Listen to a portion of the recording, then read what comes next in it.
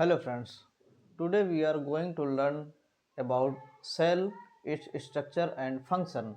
So let's continue. आज हम देखेंगे सेल यानी कोशिका, उसके क्या क्या स्ट्रक्चर हैं और क्या क्या फंक्शन हैं। सबसे पहले तो आपको बता दें कि सेल को जिस ब्रांच ऑफ साइंस के अंतर्गत पढ़ते हैं उसको बोलते हैं cytology. So we can say that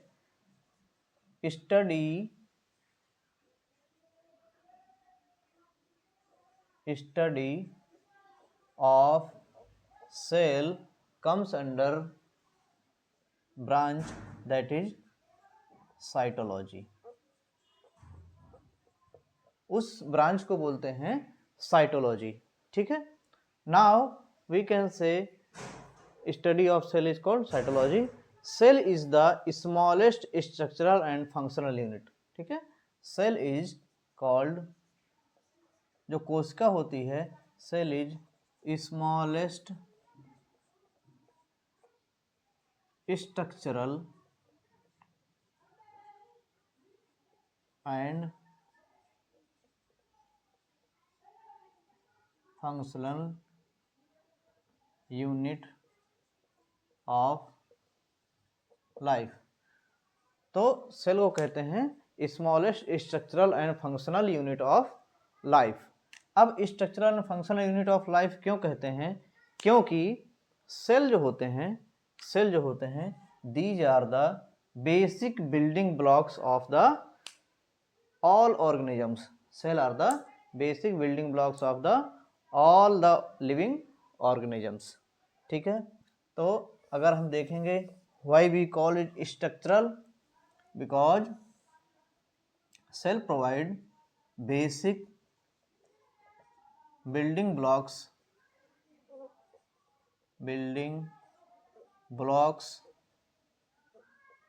to animals or organisms,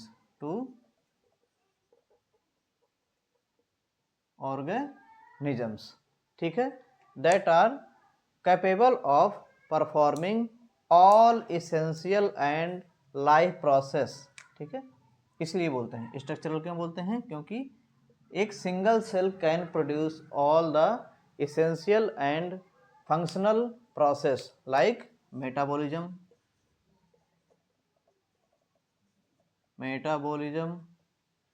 ठीक है, रिप्रोडक्शन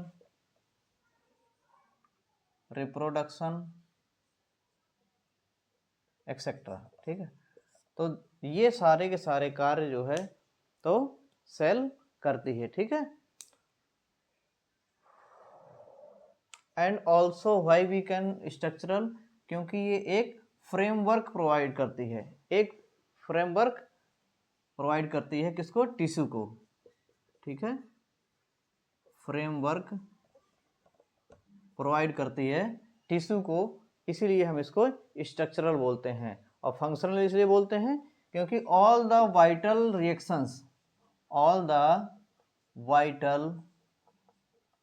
रिएक्शंस जो होती हैं वो सेल के अंदर होती हैं। ठीक है, लाइक जैसे कि प्रोटीन सिंथेसिस हो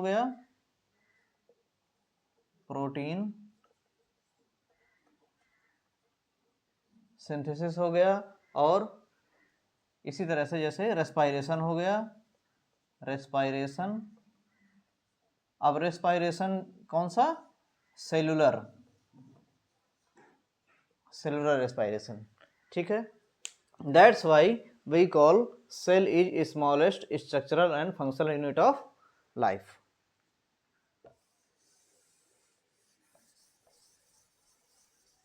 अभी हमने देखा कि हम लोग सेल को बोलते हैं building blocks of the organism.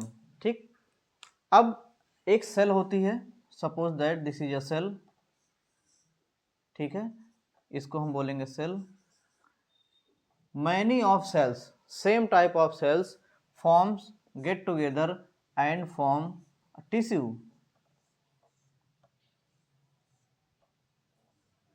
बहुत सारी एक जैसे आकार और एक जैसे फंक्शन की सेल्स मिल करके क्या बनाती हैं?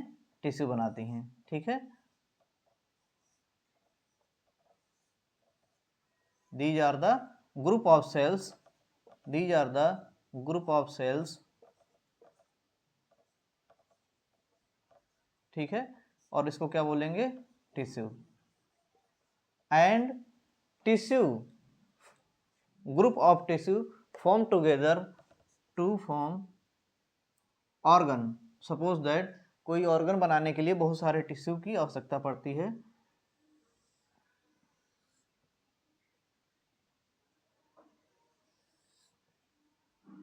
अगर हम देखें, suppose that this is stomach, ठीक है, ये क्या है, स्टमक है ये।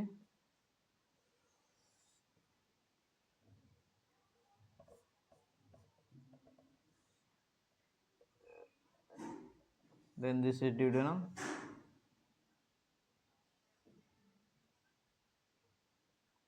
ये क्या है, इसको हम क्या बोलेंगे, एक ऑर्गन, ठीक है, ये हमारी बॉडी का ऑर्गन है। ये ऑर्गन जो है वो एक ऑर्गन सिस्टम, इसी तरह के कई सारे ऑर्गन मिलकर के एक ऑर्गन सिस्टम बनाते हैं। लाइक हम इसको, this is a part of digestive system, digestive system. और आपको पता है कि हमारी बॉडी में कई प्रकार के सिस्टम होते हैं, digestive system, respiratory system, lymphatic system, cardiovascular system, ठीक है। और ये सारे सिस्टम्स मिल करके, जितने भी ऑर्गन सिस्टम हैं, organ system gate together and form a organism, organism, ठीक है। तो ये हो गया सेल, सेल से बने टिश्यू, बहुत सारे टिश्यू मिलकर के ऑर्गन, ऑर्गन बहुत सारे मिलकर के ऑर्गन सिस्टम, देन ऑर्गेनिज्म बनता है, ठीक। नेक्स्ट,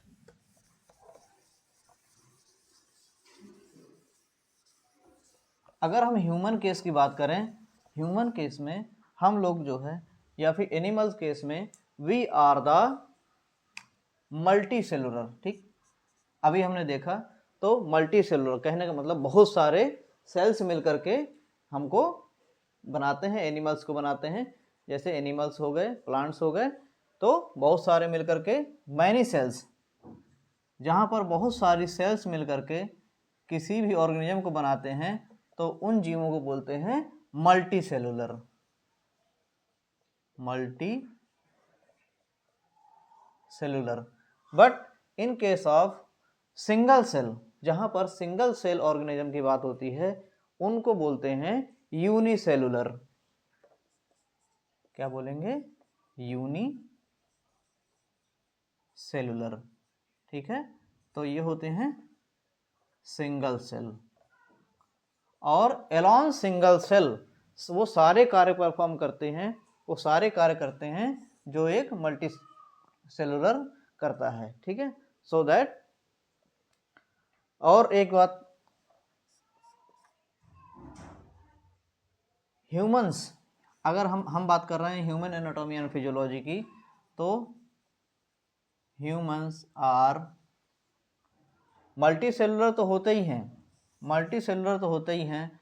और एक टर्म आपने सुना होगा, ह्यूमन आर यूकैरियोटिक, यूकैरियोटिक, ठीक है। ह्यूमंस आर द यूकैरियोटिक, ठीक। यूकैरियोटिक, और एक होता है टर्म प्रोकैरियोटिक,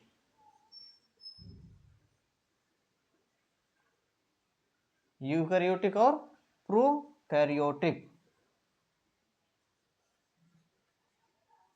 ठीक है।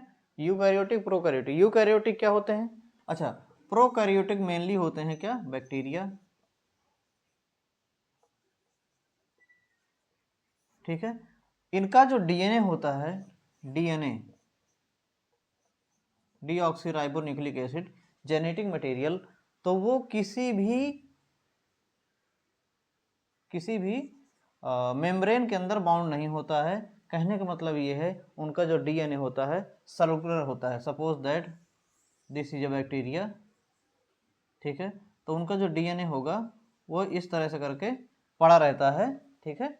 But in case of prokaryotic, जो डीएनए होता है, डीएनए वो कैसा होता है, लीनियर होता है, ठीक है, लीनियर होता है। और इसमें यूकैरियोटिक में अदर सेल ऑर्गेनली भी होते हैं, जैसे कि माइटोकॉन्ड्रिया हो गया, माइटोकॉन्ड्रिया है, एंडोप्लाज्मिक रेटिकुलम है। These are present in eukaryotic, but in case of prokaryotic these are not present, like mitochondria, endoplasmic reticulum and no nuclear, मतलब कि ये न्यूक्लियर मेम्ब्रेन नहीं होती है। ठीक, next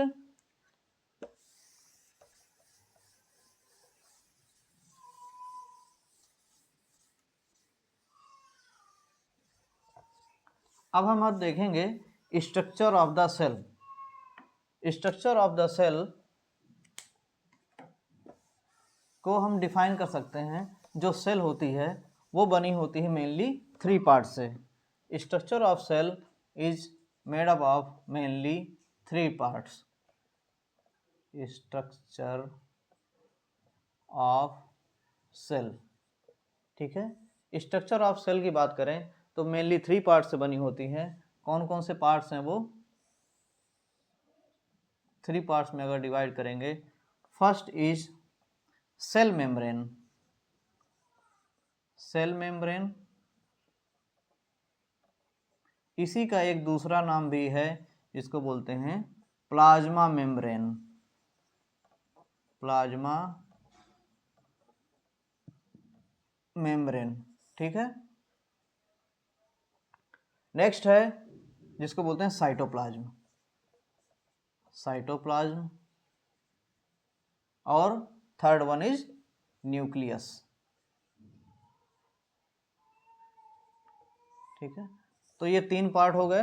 first is cell membrane या plasma membrane, second is cytoplasm, third is nucleus. देखो अब क्या है, साइटोप्लाज्म के अंतर्गत क्या आता है? साइटोप्लाज्म के अंदर suppose that this is a cell, this is what? Cell. तो अगर ये सेल है तो इसके चारों ओर जो ये कवरिंग, आउटर कवरिंग है जो इसको फ्रेमवर्क प्रोवाइड कर रही है, this is the cell membrane. Membrane,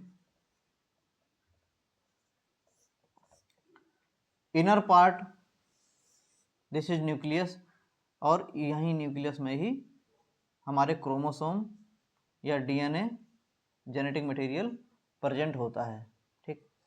यहीं पर कुछ अदर ऑर्गेनेल्स होते हैं, लाइक माइटोकॉन्ड्रिया हो गया, ठीक, और एंडोप्लाज्मिक रेटिकुलम हो गया,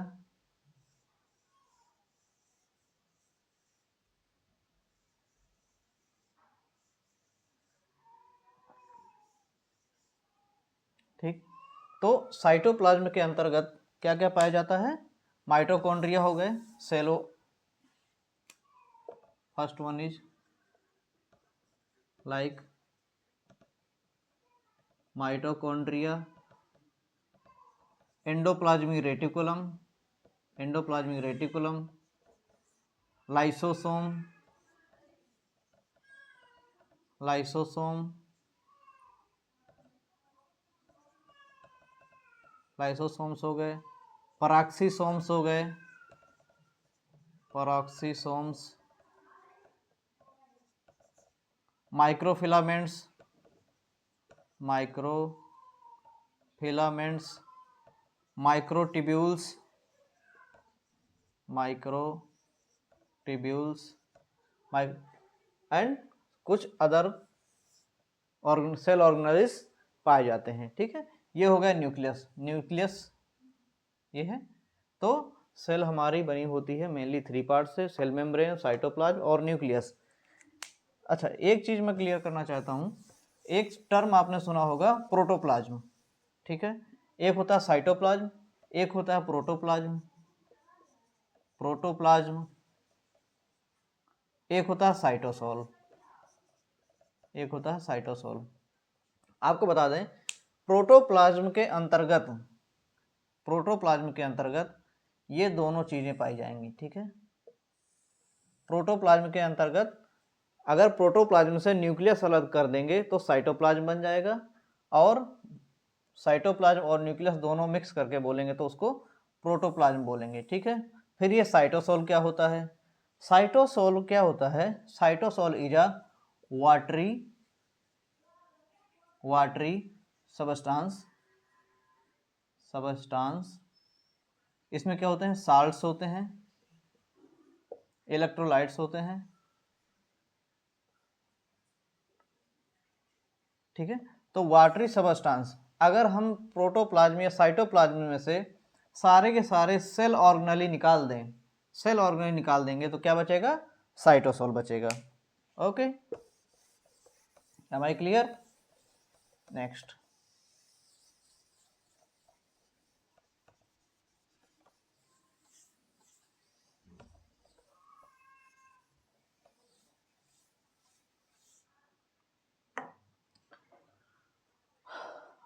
अच्छा, जो ह्यूमन बॉडी होती है, क्या है, ह्यूमन बॉडी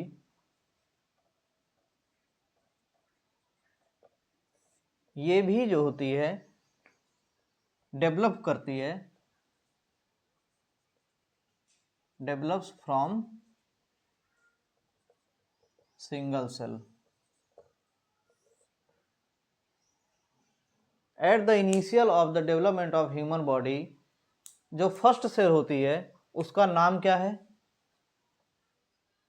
उसका नाम क्या है, बोलते हैं जाइगोट। क्या बोलते हैं, फर्स्ट सेल जो होती है उसको क्या बोलते हैं, zygote. Zygote is the first cell, ठीक है, इनिशियल सेल। उसी वो, अच्छा, जाइगोट बनता कहां से है, जाइगोट बनता है फीमेल एग सेल और मेल जर्म सेल के फ्यूजन से, ठीक है। क्या बनता है, जाइगोट। और फिर इसमें सेल डिवीजन होते हैं, सेल डिवीजन या cell multiplication,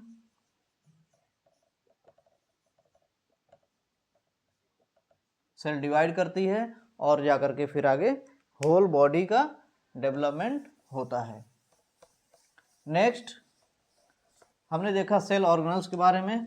so first part देखा कि first part was the cell membrane, cell और प्लाज्मा मेम्ब्रेन, सेल और प्लाज्मा मेम्ब्रेन, ठीक है।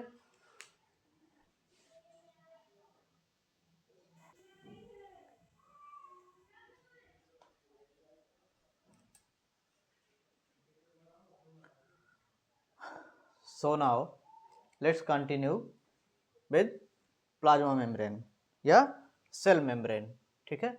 अब देखेंगे अगर स्ट्रक्चरली तो सेल मेम्ब्रेन होती क्या है, जैसा कि हमने देखा था अभी। Suppose that this is a cell, this is a typical animal cell and this is nucleus. ये आपका न्यूक्लियस है जिसके अंदर जेनेटिक मटेरियल है, ठीक।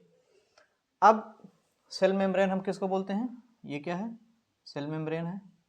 अगर इसको जूम करें, cell membrane basically and primarily made up of phospholipid. किस चीज की बनी है, फास्फोलिपिड, फास्फोलिपिड। सेल मेम्ब्रेन और plasma membrane primarily made up of phospholipid and some associated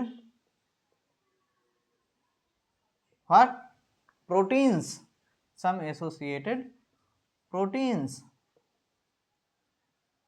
proteins क्या होती हैं, some associated proteins embedded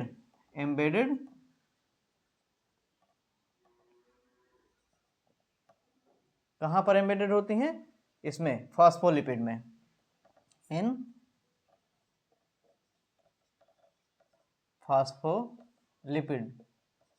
अब इसके अनुसार अगर देखें तो, और फास्फोलिपिड क्या होता है, फास्फोलिपिड दो शब्द से बना है, ठीक है। Phosphate and lipid that is fatty acid. अब अगर सेल मेम्ब्रेन के हम इतने पार्ट को जूम करें तो स्ट्रक्चर कुछ इस तरह का दिखेगा।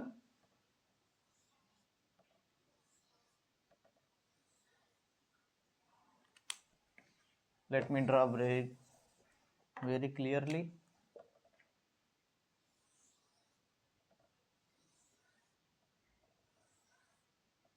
These are the phosphate,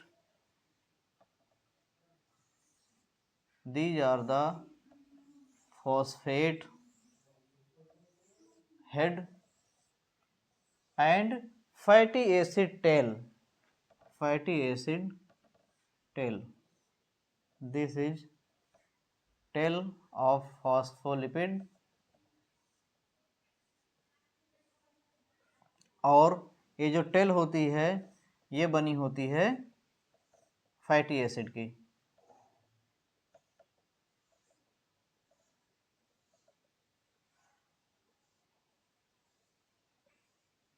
ठीक है, तो क्या है phospholipid.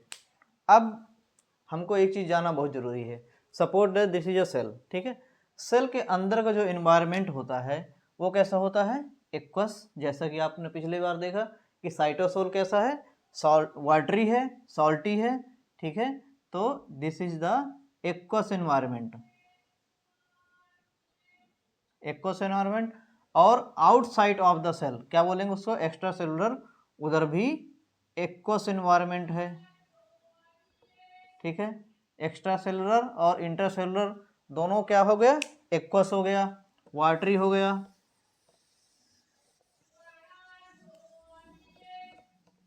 So that we can say this is the extracellular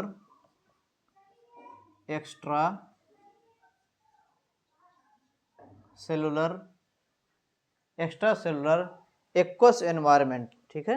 extra cellular aqueous environment, aqueous environment. और दिस इज इंट्रासेलुलर, क्या हो गया, इंट्रासेलुलर, या इसको बोल देंगे cytosolic, cytosolic aqueous environment, aqueous environment, ठीक है। यहाँ का वातावरण भी वाटरी है, यहाँ का वातावरण भी वाटरी है, और ये क्या है, इंट्रासेलुलर है। ये बात हो रही है इंट्रा सेलुलर, ठीक। हमने देखा था कि ये एक सेल है। Suppose that this is a cell और ये है ग्रुप ऑफ सेल, ये है ग्रुप ऑफ सेल जिसको हमने कहा टिश्यू, ओके। अब एक चीज बता दें आपको कि जितनी भी सेल्स होती हैं, एक सेल और दूसरी सेल के बीच में there is a some gap, क्या है, there is a some gap. अगर दो सेल को हम जूम करके देखें तो उसके बीच में कुछ स्पेस होता है, इस स्पेस को बोलते हैं इंटरस्टिशियल स्पेस, इंटरस्टिशियल स्पेस। और इसी इंटरस्टिशियल स्पेस में देयर इज अ फ्लूइड, उसको बोलेंगे इंटरस्टिशियल फ्लूइड।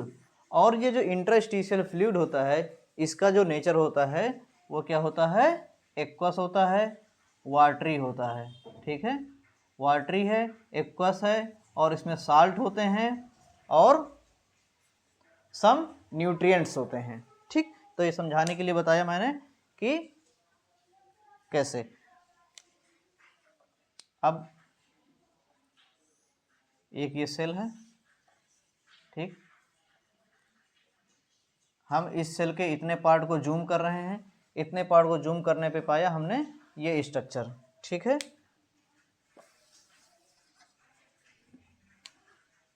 इस पार्ट को बोलेंगे this is head, this is called head. Phosphate, ये फॉस्फेट है और फॉस्फोलिपिड का हेड है ये, इसको हम नाम देते हैं हेड। और this part, this is tail, this is tail part. ठीक है, एक चीज बता दें आपको, जो हेड होता है फॉस्फोलिपिड का तो इसको फॉस्फेट बोलते हैं। इसका नेचर क्या होता है? इसका नेचर होता है hydrophilic, hydrophilic.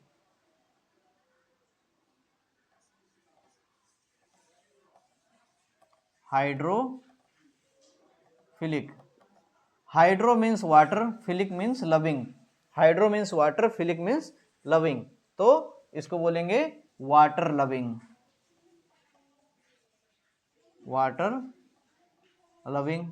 But tail is made up of fatty acid, tail is made up of fatty acid. ये और फिर ये अलग से ये इनर का, इनर लीफलेट का ये हेड हो गया, ये आउटर लीफलेट का हेड हो गया। ठीक है, तो इसको क्या बोलेंगे, किस चीज से बना है ये? फैटी एसिड से। Fatty acids are the lipid, fatty acid, fatty acid से बना है और इसको क्या बोलते हैं? लिपिड। ठीक है,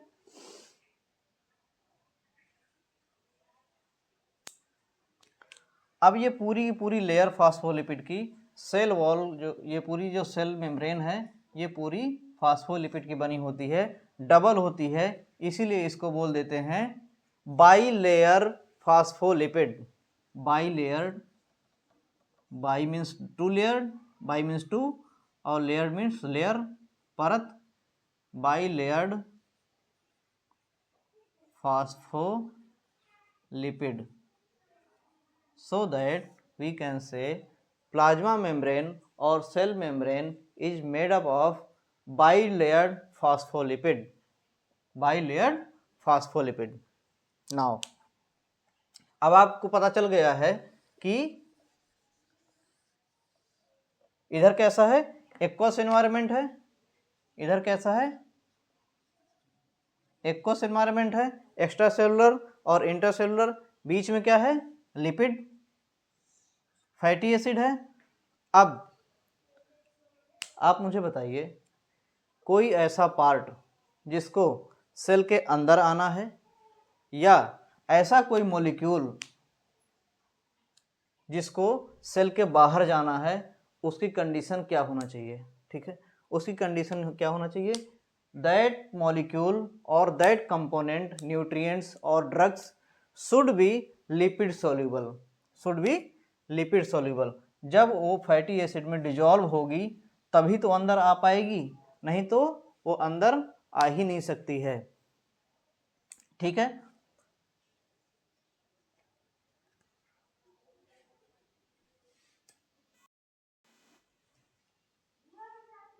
तो अभी तक हमने देखा कि जो सेल मेम्ब्रेन होती है वो फॉस्फोलिपिड बाइलेयर की बनी होती है with some associated proteins embedded in this phospholipid. और जो सेल होती है, सेल के बाहर जो एक्वस एनवायरनमेंट है, सेल के अंदर भी एक्वस एनवायरनमेंट है। फॉस्फोलिपिड जो बाइलेयर होती है वो फॉस्फेट और लिपिड से बनी है।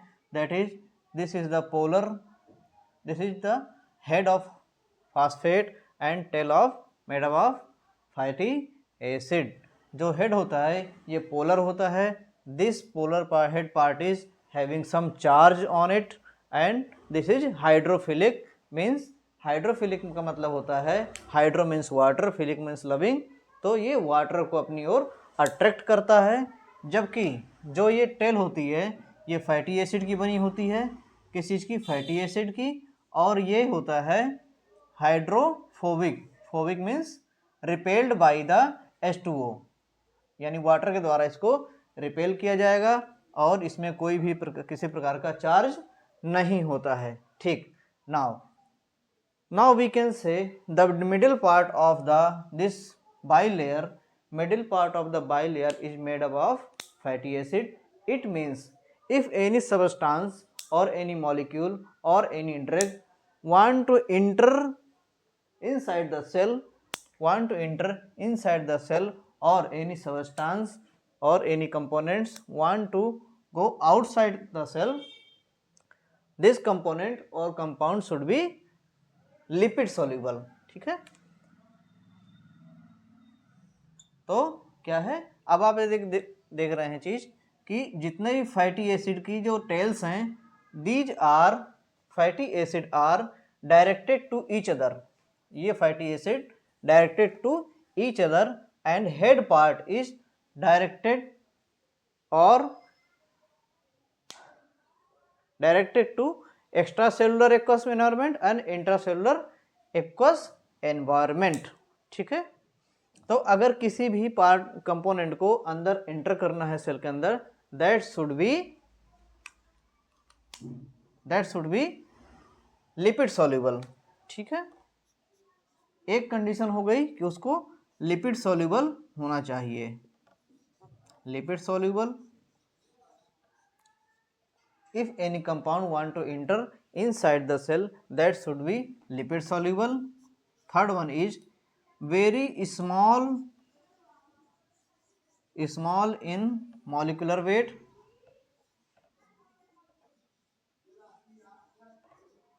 small in molecular weight,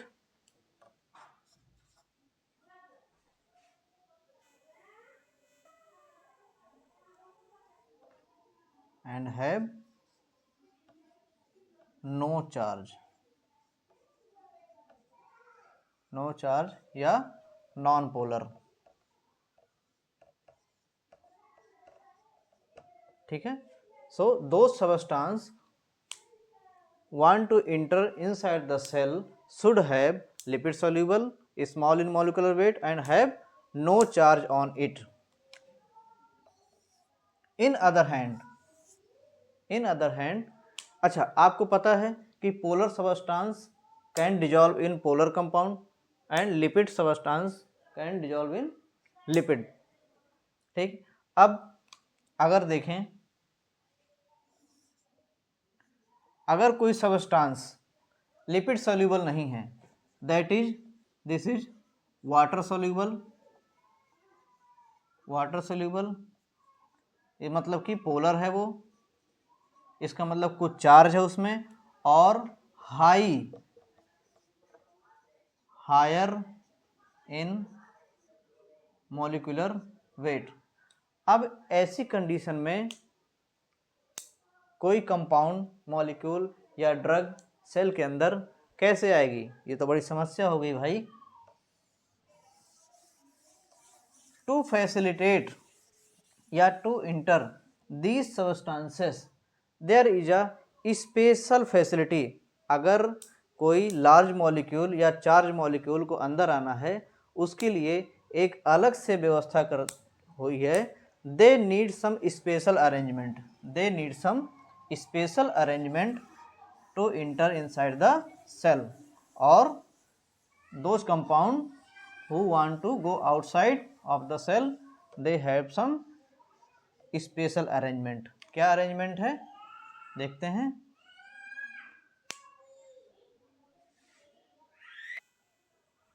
So those substances who have higher molecular weight, some charge and large in size, for those substances there is a special arrangement, special door, special window.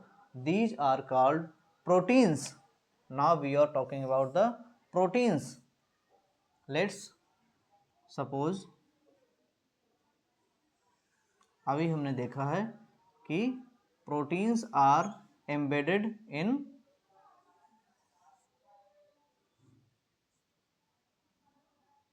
phospholipid bilayer, and again continue this bilayer, phospholipid bilayer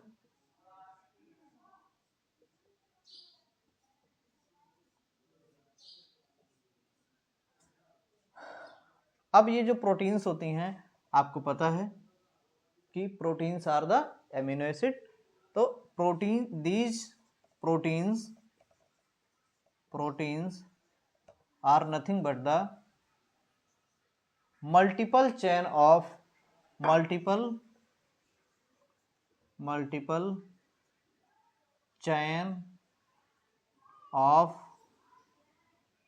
peptide, ठीक है।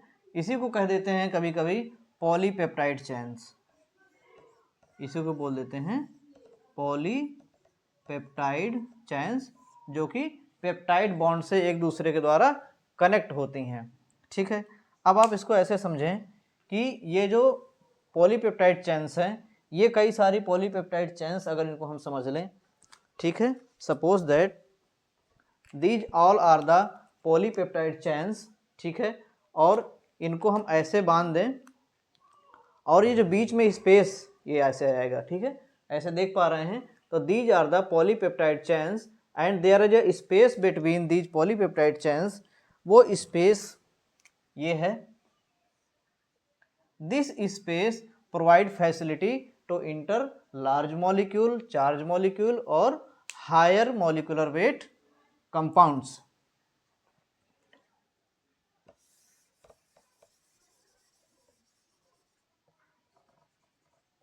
ठीक है, तो अब आपको समझ में आ गया है कि प्रोटीन्स का काम क्या होता है। एंड ये जो बीच में स्पेस जो बनाती है पॉलीपेप्टाइड चेन्स, ये जो स्पेस होता है ये भी आपका कैसा होता है, वाटर फील्ड।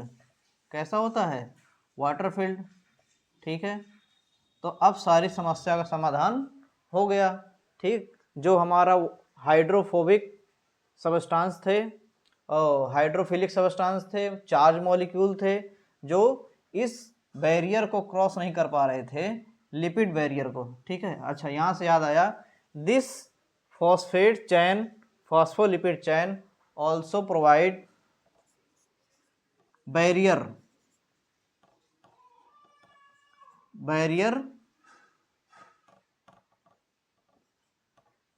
ठीक है।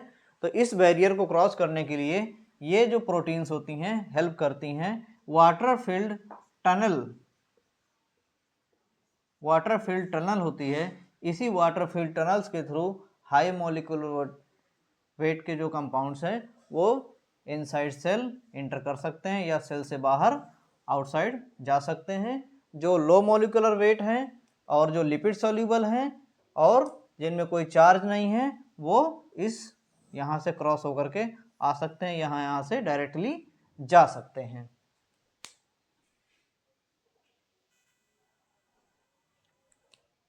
So this water filled tunnel is called channel.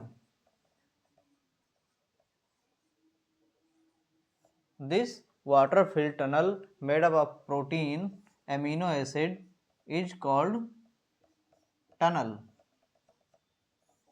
ठीक है, तो ये एक फैसिलिटी प्रोवाइड करती है लार्ज और हायर मॉलिक्यूलर वेट के कंपाउंड्स को अंदर आने के लिए।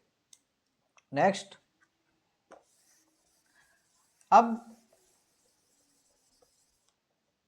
एक इंटरेस्टिंग थिंग मन में आई, एक बात की,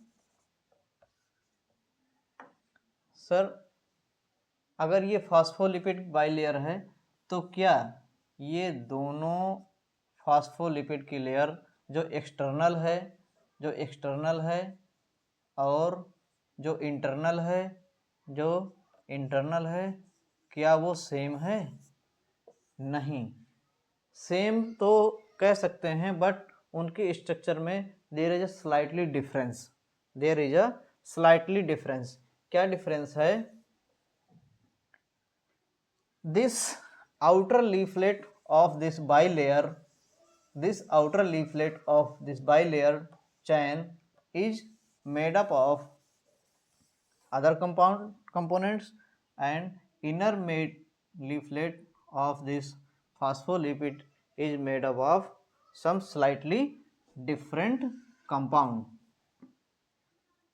अब उनके नाम हम देखते हैं।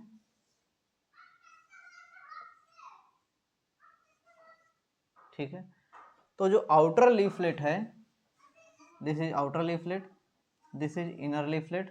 So outer leaflet is made up of mainly two components. First one is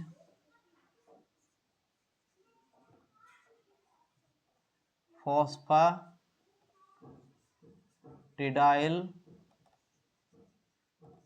choline, phosphatidyl choline, and other one is phosphatidyl phosphatidyl choline, and other is sphingomyelin, sphingomyelin. Okay, sphingomyelin, ठीक.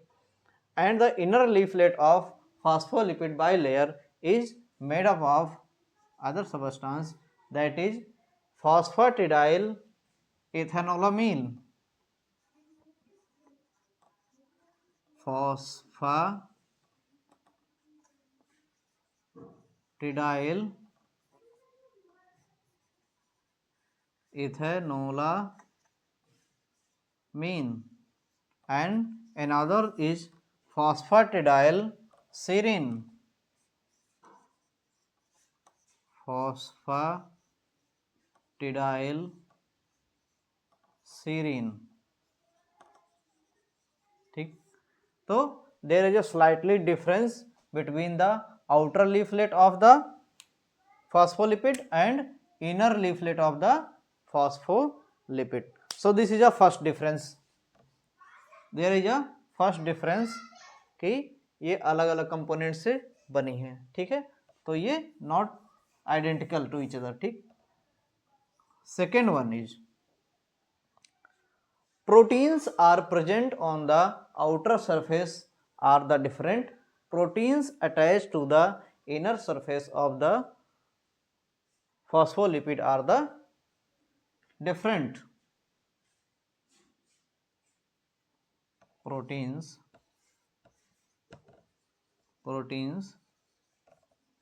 attached to outer phospholipid are different and inner are different. And third is also, third part is carbohydrate.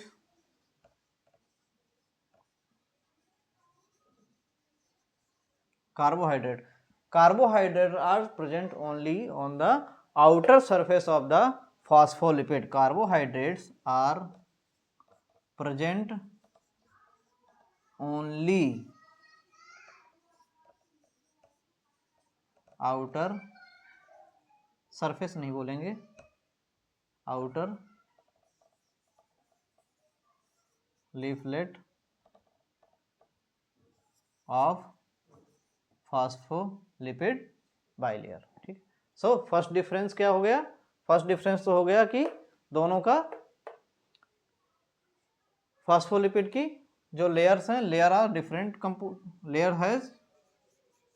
layers have made up of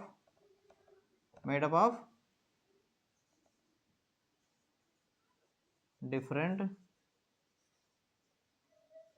components. Second is protein attached to the outer leaflet are different and inner leaflet are different.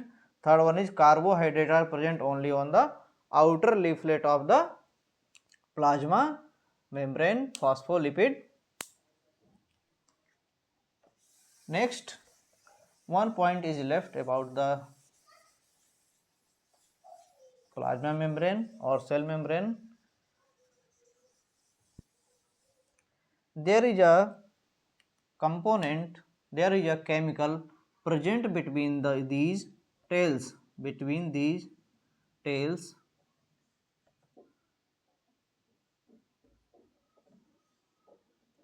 what this component is called? What this component is called? This component is called, can you people guess? Okay, I will tell. This part is called or made up of cholesterol. This part is made up of cholesterol, and this part is present between phospholipid legs, between the fatty acid, this in this middle part. ये middle part में ये cholesterol के part पाए जाते हैं. One more thing, these phospholipids are not fixed.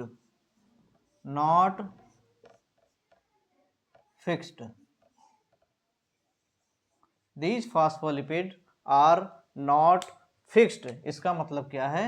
These are mobile. These are the mobile. इसका मतलब ये हुआ कि ये जो फॉस्फोलिपिड होते हैं ये अपनी पोजीशन को चेंज करते रहते हैं, अपनी पोजीशन को चेंज करते रहते हैं. और दिस प्रॉपर्टी इज कॉल्ड, और this property provide cell membrane fluidity.